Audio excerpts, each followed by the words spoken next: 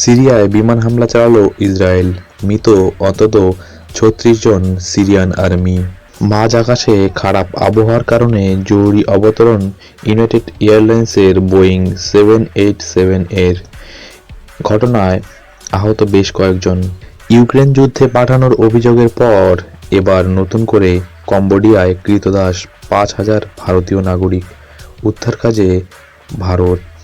ঘটনাটি ঘটেছে কম্বোডিয়ায় ৫,০০০ ক্রীতদাসীকে তাদের সাইবার ক্রাইমের কাজে লাগানো হচ্ছে।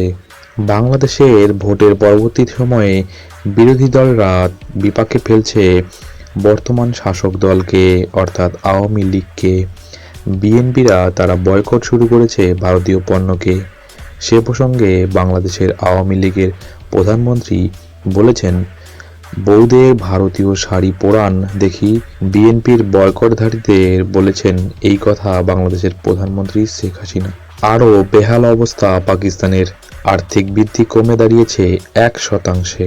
সেনেগালের সাংবিধানিক কাউন্সিল বিরোধী প্রার্থী বাসিরু দিওমায়ে ফায়ের রাষ্ট্রপতির নির্বাচনে বিজয় নিশ্চিত করেছে, যা দেশের পঞ্চম রাষ্ট্রপতি হিসাবে তার অভিষেক হওয়ার পথ প্রশস্ত করেছে। ফের সমুদ্রের রাজা হয়ে গেল ভারতের নৌসেনা। ১২ ঘন্টার অভিযানের পর সাফল্য। ২৩ জন পাক নাগরিককে, অর্থাৎ পাকিস্তানের নাগরিককে সোমালির দস্যুদের কবল থেকে উদ্ধার করল ভারতীয় নৌসেনারা। রাশিয়ার বিমান আটকে দিল ইতালি। ইতালীয় বিমান বাহিনী শুক্রবার দাবি করে যে তারা বাল্টিক সাগরে আন্তর্জাতিক জলসীমার ওপর দিয়ে উড়ে যাওয়া অজ্ঞাত বিমানকে আটকে দিয়েছে। সেটা হতে পারে রাশিয়ার বিমান। পরকীয়া বা ব্যভিচারের শাস্তি হিসাবে পাথর মেরে হত্যা করা হবে মহিলাদের, ঘোষণা তালিবান প্রধানের। প্রথমে বেত দিয়ে মারা হবে, তারপর পাথর ছুঁড়ে সেই মহিলাকে হত্যা করার নিদান দিয়েছে তালিবানিরা। আফগানিস্তানের তালিবান প্রধান মোল্লা হিবাতুল্লাহ আখুন্দজাদা এই নির্দেশ দিয়েছেন। ইসরায়েল গণহত্যা চালিয়েছে বলায় হুমকি পেলেন জাতিসংঘের বিশেষজ্ঞ। বিক্ষোভরত ইসরায়েলি জিম্মিদের স্বজনদের আটক করেছে পুলিশ। গাজায় হামাসের হাতে ইসরায়েলি জিম্মিদের আত্মীয় স্বজন তেল আবিবে বিক্ষোভ করায় তাদেরকে আটক করেছে পুলিশ। নোবেল পুরস্কার বিজয়ী মনোবিজ্ঞানী ড্যানিয়েল কাহানেম্যান মারা গিয়েছেন। হত্যার পর নিরস্ত্র ফিলিস্তিনিদের বালিচাপা দিল ইসরায়েলি সেনারা। আর্জেন্টিনার ৭০,০০০ সরকারি কর্মচারীকে চাকুরিচ্যুত করার পরিকল্পনা করছে দেশটির প্রেসিডেন্ট জ্যাভিয়ের মিলেই। মাদাগাস্কারে অপ্রত্যাশিত ঘূর্ণিঝড়ে গামানের আঘাতে নিহত ১১। উমরাহকারীদের জন্য নতুন নির্দেশনা দিল সৌদি আরব। নির্দিষ্ট কিছু জিনিস বহনের ওপর উমরাহ করতে যাওয়া মুসলিমদের নতুন নির্দেশনা দিয়েছে সৌদি আরব। ব্রিটেনের মেম্বার অব পার্লামেন্ট এমপি এবং হাউস অব লর্ডসের মন্ত্রীরা ইসরায়েলে অস্ত্র বিক্রি বন্ধে সরকারের কাছে আহ্বান জানিয়েছে এবং পররাষ্ট্রমন্ত্রী ডেভিড ক্যামেরনকে চিঠিও দিয়েছেন একটি। এই চিঠিতে মোট ১৩০ জনের স্বাক্ষর রয়েছে। হাইতির পরিস্থিতি ক্রমশ খারাপ হচ্ছে। হাইতি যখন গৃহযুদ্ধের জেরে উত্তাল, সেই সময় অপহরণ করা হলো জনপ্রিয় ইউটিউবার ইয়োর ফেলো আরবকে।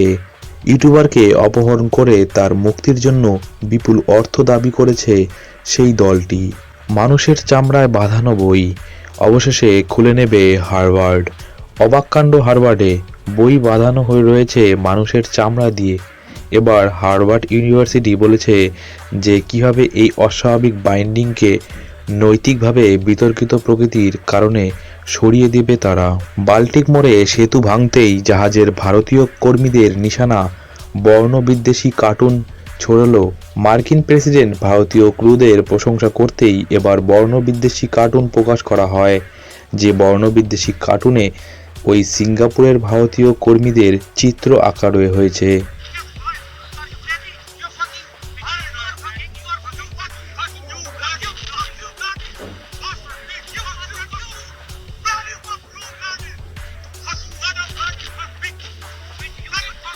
আমেরিকা এবং জার্মানির পর অরবিন্দ কেজরিওয়ালের গ্রেপ্তারি নিয়ে এবার সরব হয়েছে রাষ্ট্রসংঘ, সবার অধিকার রক্ষা করা প্রয়োজন, কেজরিওয়ালের গ্রেপ্তার নিয়ে এই কথা বলল জাতিসংঘ।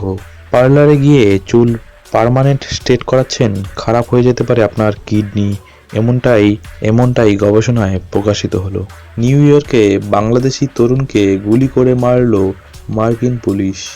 গাজা ভূখণ্ডের প্যালেস্তানিদের কাছে ইসরায়েলকে খাদ্য সামগ্রী পৌঁছে দিতে নির্দেশ আন্তর্জাতিক ন্যায় আদালতের।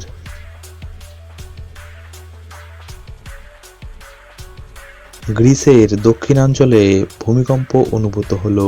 রিক্টার স্কেলে মাত্রা ছিল 5.8। সানিয়া মির্জা কি প্রার্থী হতে যাচ্ছেন লোকসভা নির্বাচনে? সেটা কি কংগ্রেসে দাঁড়াবেন? সে নিয়ে উঠছে জল্পনা। অরুণাচল প্রদেশ ভারতের অবিচ্ছেদ্য অংশ। ভারত বহুবার চীনকে একথা বুঝিয়েছে, কিন্তু চীন মানতে রাজি নয়। এদিকে আমেরিকাও এ বিষয়ে ভারতকে সমর্থন করেছে।